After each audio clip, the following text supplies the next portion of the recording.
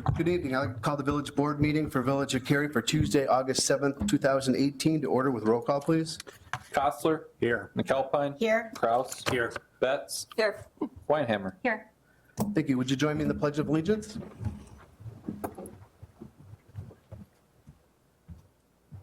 Allegiance to the flag of the United States of America and to the republic for which it stands, one nation, under God, indivisible, with liberty and justice for all.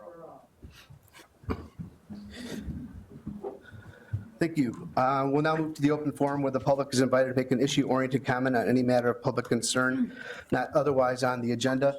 I don't have anybody that has officially signed in, but is there anybody who would like to address the village board at this time? Just please come up to the podium and state your name and address, please. Sign my name on the thing. I say I signed my name on the thing. You signed it for the committee meeting. That's the next meeting after this one.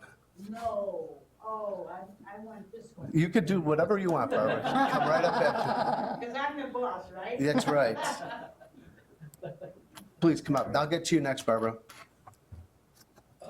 This, right here. Sure. Okay, my name is Judd Erickson. I live in Cary. Been here for 13 years. I've got 4 issues that are burning in my pocket and otherwise. First is, I believe it was 2014, there was the Cary 2020 organization, which as far as I know, fizzled and died. Out of that, one of the issues was the redo of Route 14 around the curve.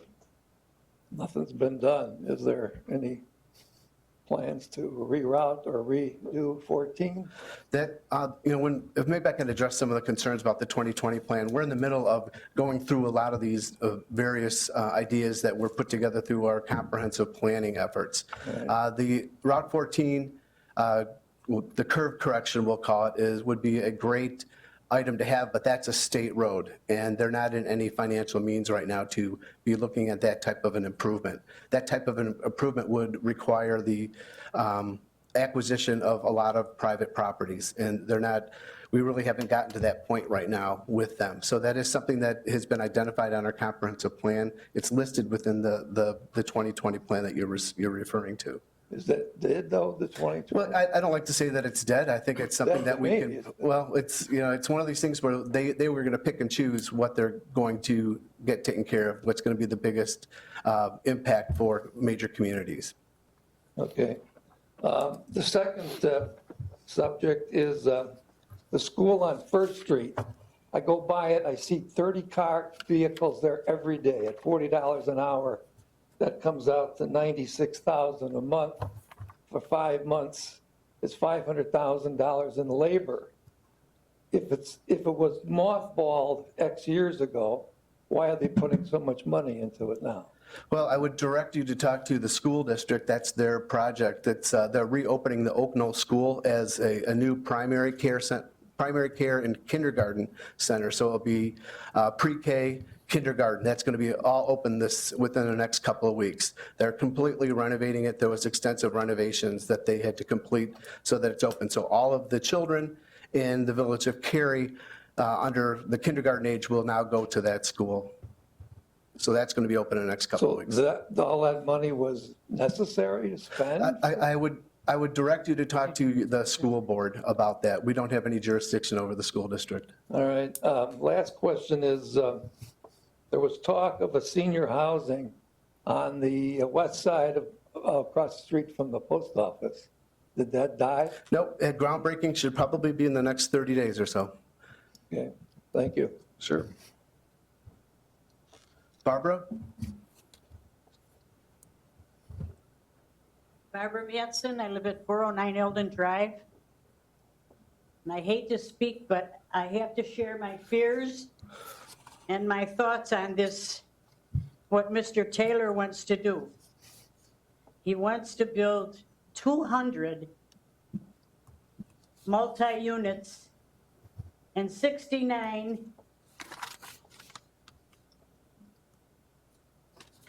what? I believe it was like townhouses. Townhouses, right. In that area that is just strictly residential. It's been residential from the beginning. And if he gets his way and does it, it's going to be the biggest mistake Kerry's ever made. And we better not blame him for it. We better blame ourselves for not speaking out. I mean, there'll be hundreds of people moving into those buildings. Not to mention the cars.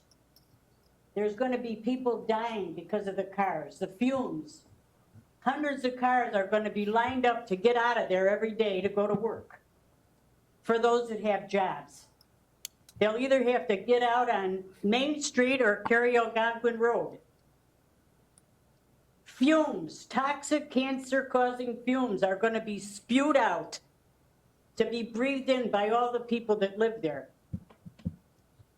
It's a bad idea. I don't know how he got this far with it. I don't know why it's still an issue.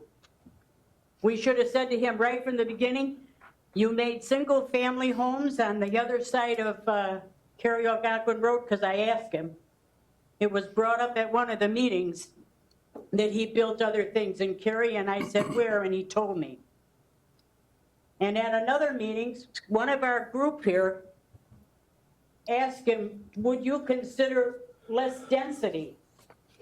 The word no came out of his mouth so fast, it was almost like he knew he was going to be asked it. No, he said.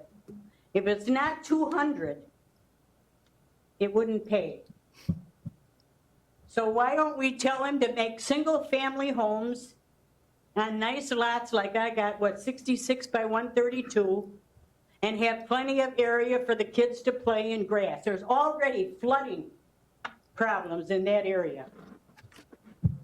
So I have to share how I feel. I love Cary, and I hate to see this horrible mistake. This may be made, maybe. I mean, he's, you know. So evidently the homes that he built across Cary Algonquin Road, evidently that was pretty good money-wise, because he's got, you know, $2.5 million to buy the Maplewood property. So that's how I feel, and I can't help it. And I hope you guys feel the same way, and you tell them, listen, you're not going to do that to Cary. You don't even live in Cary. You're going to build this stuff and go home, and you're going to count your money, and you're not even going to put up with it. With the noise and the music and the crime. Where's the chief? The crime. There he is. There's going to be crime. Single family. Let's go for that, and not what he wants to do. Thank you, Barbara. Is there anybody else who would like to address the village board? Okay, we'll go ahead and close open forum. Moving to my report, I want just like to make a quick announcement. You'll notice we have Trustee Cavelli is absent tonight. She thankfully was blessed with their third child yesterday. She gave birth to a baby girl. Her name is Carson, so we're thrilled and happy that she delivered a happy, healthy baby girl. So our best wishes from the village to Kim and her husband, Chris. And now I've asked the executive director from the Community Foundation for McHenry County to come and talk about donations and how they can be accepted through the village, and kind of give an understanding of what her organization is about and how it works for there. So I'd like to introduce Robin Doughton, and she can give us a presentation regarding her foundation. Thank you. I'm Robin Doughton. I'm the Executive Director of the Community Foundation for McHenry County. I have been there for 6 years next month, so just short of 6 years. And in that time, I'll give you a little bit of background about the organization in case you're not familiar. We're 17 years old, so we still consider ourselves pretty young. But in that time, we have grown to become a $35 million organization. This year, we are on track to distribute about $2 million into the county. We do that typically through the nonprofit organizations. We also have some scholarship funds that are distributed, but the majority of our funds go to the nonprofit organizations across the county. 72 different organizations last year received funding from us, and help them do their projects, help them support missions and goals across the county. We have a small staff, but we work hard to make all of that happen. One of the things that I was brought in to talk about is certainly we facilitate a lot of gifts. So our tagline is connecting people who care with causes that matter. And the thing we're most known for, of course, is the grants we give to the community.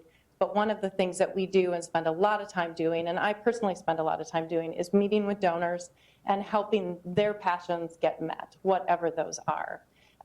So really just wanted to address you, let you know that this is something we've been doing for a long time. We work with a number of donors across the county. And obviously, I'm aware of the gift that you have being presented to you and that you are considering right now that is an anonymous gift. They happen to be donors of ours, and we've had a relationship with them for over 3 years.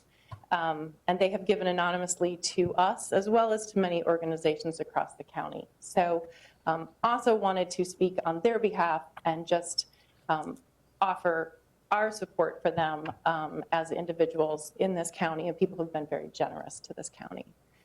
I would certainly entertain any questions anyone might have about the Community Foundation, about how we work, about how gifts are facilitated through us and how we handle them, and how we might be able to help you accept a gift that might be uncomfortable right now.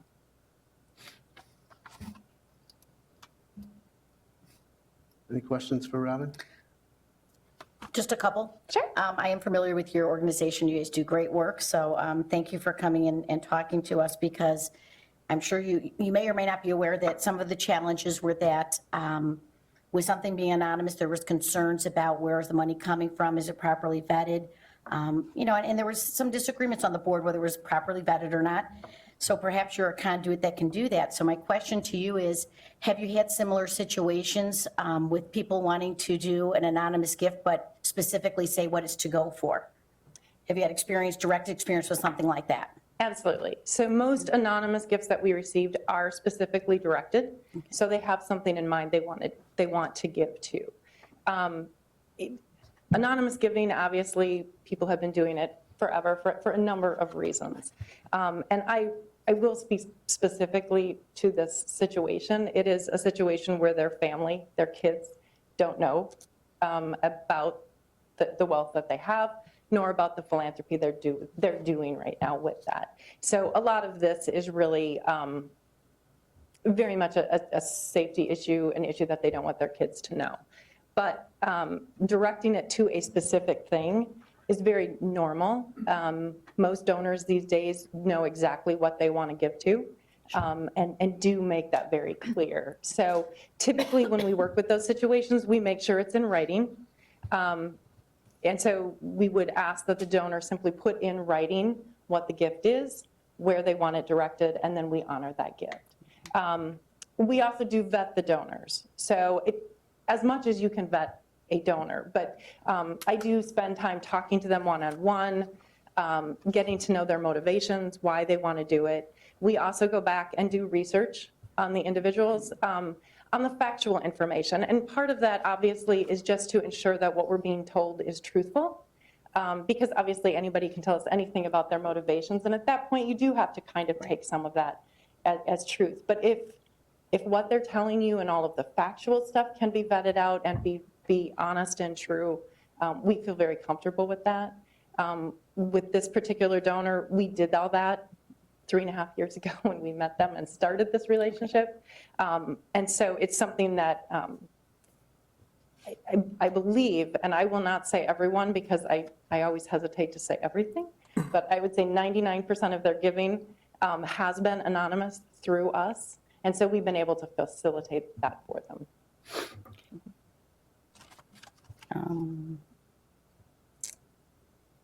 Yeah, I looked on your website also, and I saw that you had like 3 separate anonymous funds under some of your funds, and then I saw another area, there were 17 different anonymous donors. So I felt like you have some experience in this. Yeah. Okay. And I will tell you that community foundations, we're international, so there are, Right. One of the main reasons people choose to make gifts through community foundations is to maintain their anonymity.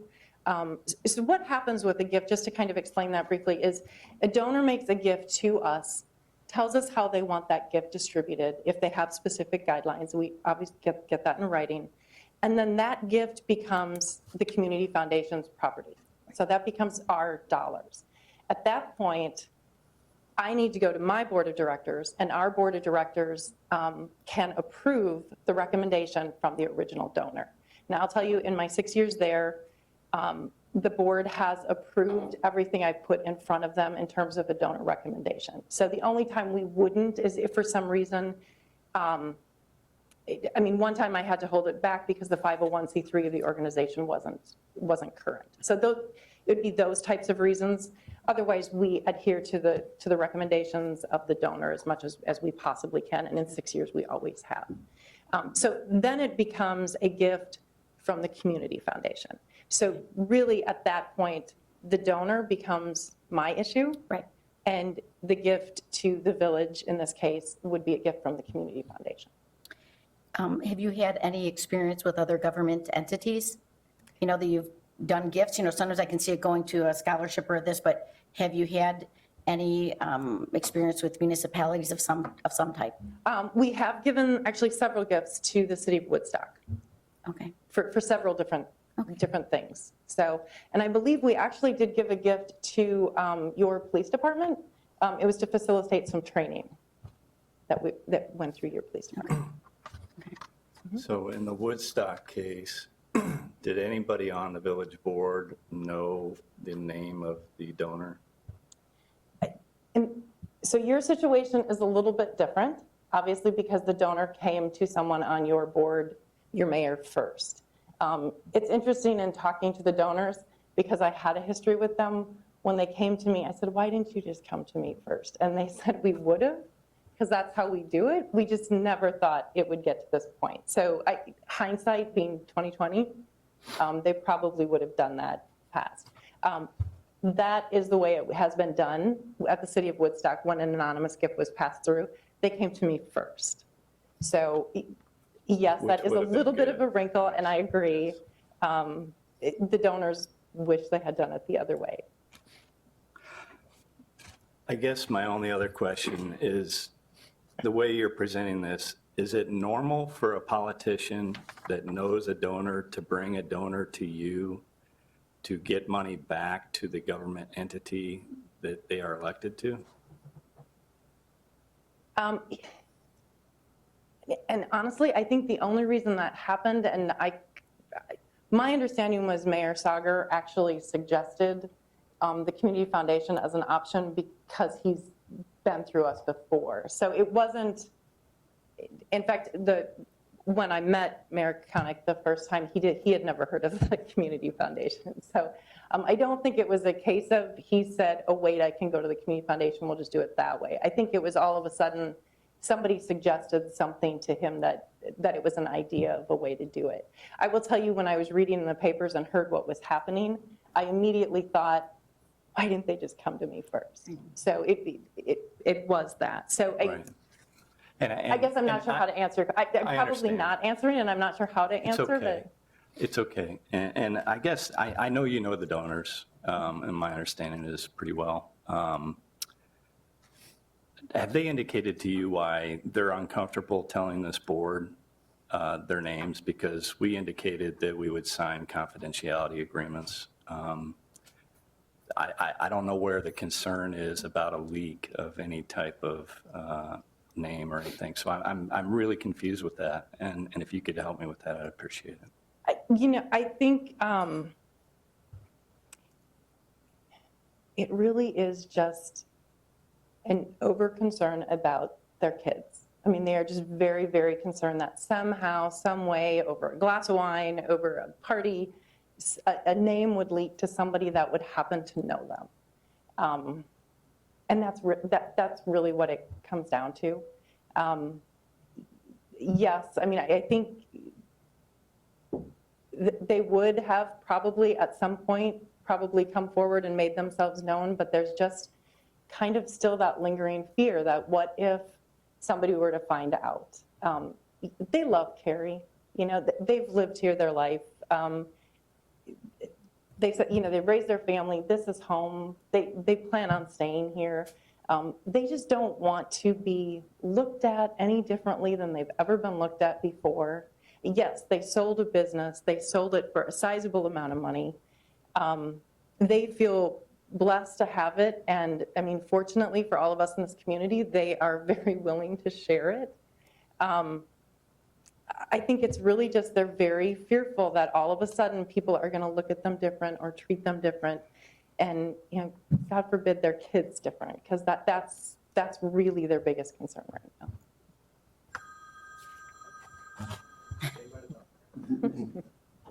Does anybody else have any questions for Robin? No, I don't. I appreciate you showing up.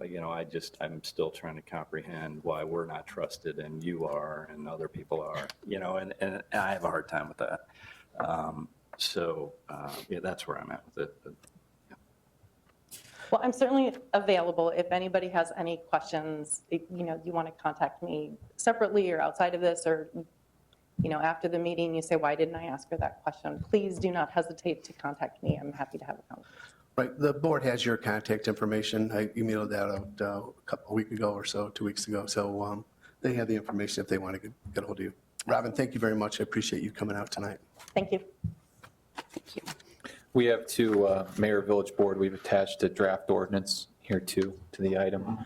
Not looking for any immediate feedback right now from you, but just wanted to get it in front of the board for future discussion. We'll bring this back to a committee of the whole here at a later date to further discuss with you. Thank you. Next on my report, I have a proclamation for Schools Open Safety Week, August 20th through the 24th, 2018. Whereas children in our community are beginning a new school year, and whereas students will be walking or biking to school in neighborhoods on sidewalks and streets, approaching or waiting at school bus stops, and boarding or alighting from buses, and whereas motorists can help protect children by being especially careful in their schools and in residential areas, watching their speed, observing traffic control devices, and obeying the Village of Cary crossing guards. And whereas I encourage motorists to review and follow the rules of the board as they apply to school zones and school buses.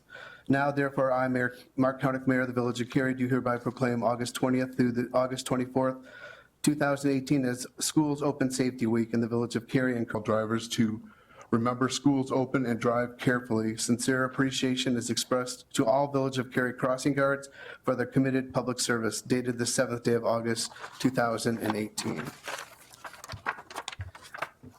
Thank you. And now I'm going to turn this over. He's got an Eagle Scout here with an unbelievable project to present to the Village of Cary.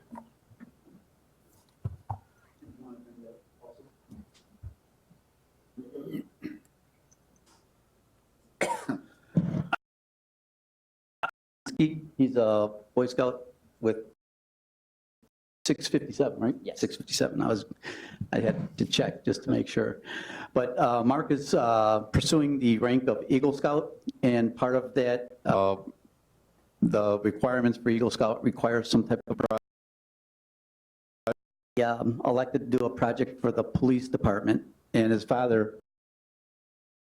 So what I'd like to do is turn it over to Mark so he can explain a little bit about the project, how long it took, number of people you had to coordinate, and then we can reveal the project that you completed. So basically what I did is I built a shadow box with the shoulder patches from the police departments in McHenry County. It's almost a way to show the unity between the different departments, because they all kind of came together in one nice big almost picture. What I had to do was I got some fellow scouts and some friends to help me make phone calls to all the different police departments to help collect all the patches. I sent plenty of emails and all other sorts of communication to get them all to me. After that, I had a group of scouts come over and help me attach all of the patches to a backboard with a cool design on it that we thought up. And then I had my neighbor, Mr. Joe Trexler, help me design and build the actual frame, because he is a master woodworker and really knows more about that stuff than I do.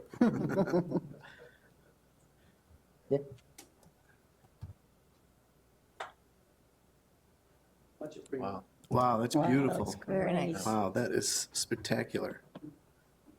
How many patches are there? 39. 39. There's some duplicates with different styles, so I never got a final count, but yeah, that's.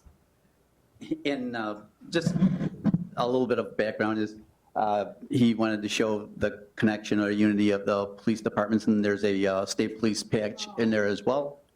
And again, it's something that we'll display in our police department. It could certainly move if we were ever to get another police department, but it's something that Hint, hint. that I think that will serve us well, and we appreciate the efforts that you put forth. Just a little bit about Eagle Scouts, right, is that it's a very difficult, very prestigious rank to achieve. Gerald Ford was a president. He was a Eagle Scout, and I believe Neil Armstrong was an Eagle Scout as well. So it's very difficult to achieve, and I believe that Bill Gates' father was an Eagle Scout.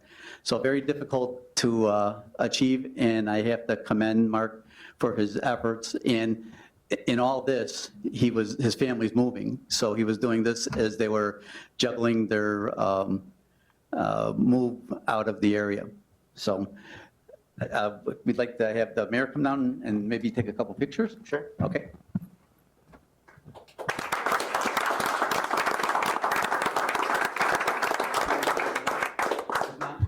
Yeah, and when you do an Eagle Scout Court of Honor, they don't move forward until he has to thank his mother appropriately. That's right. So maybe somewhere down the road, you have to thank your mother. I'll let Andrew.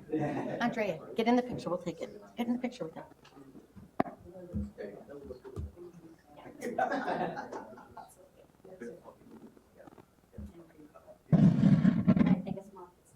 Okay, I'll put you right here, and then I'll get next.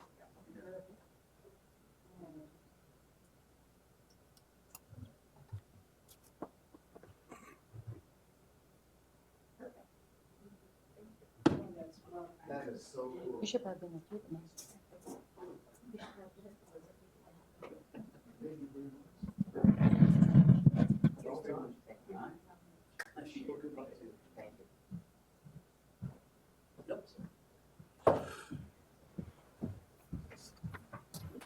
So again, we thank Mark very much for that. And then the other thing I wanted to remind everyone is that we have National Night Out tonight at 6:30, right now.